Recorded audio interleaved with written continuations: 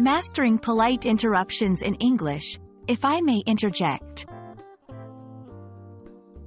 Hello, everyone. Welcome back to our channel, where we make learning English easy and fun. Today, we're diving into a very interesting phrase that can be incredibly useful in conversations, especially in formal or polite settings.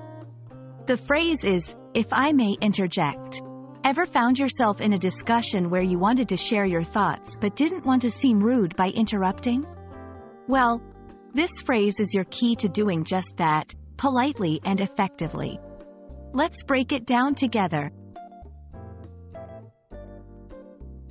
If I may interject, is a polite expression used when someone wants to insert a comment or opinion into a conversation without coming across as rude or interrupting abruptly.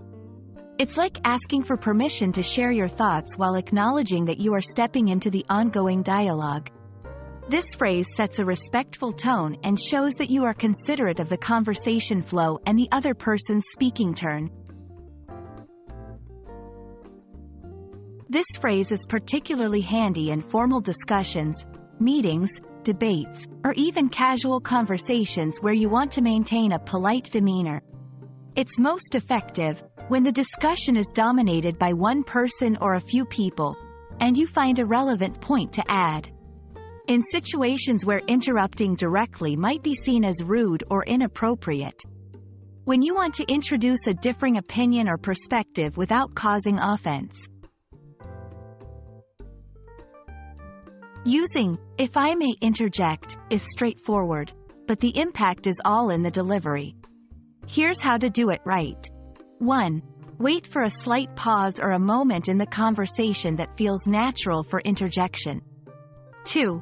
Start with the phrase, if I may interject, followed by a brief pause to ensure you have the attention of the others. 3. Proceed with your comment or opinion, keeping your tone respectful and your contribution relevant to the topic at hand.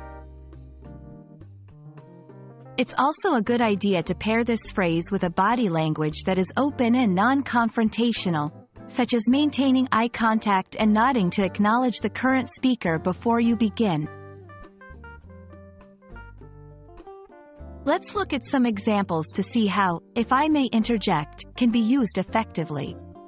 In a meeting, if I may interject, I believe there's another aspect we haven't considered yet that might be beneficial.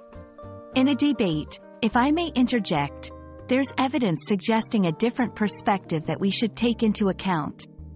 In a casual conversation, if I may interject, I had a similar experience that might shed some light on this discussion.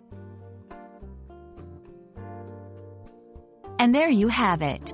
Using, if I may interject, is all about timing, tone, and tact. It's a powerful tool in your English communication toolkit, allowing you to contribute to conversations thoughtfully and respectfully. We hope this video has given you the confidence to use this phrase in your next conversation. Remember, practicing polite communication not only makes discussions more fruitful but also builds rapport and respect among peers. Thank you for watching, and we look forward to seeing you in our next video. Happy learning!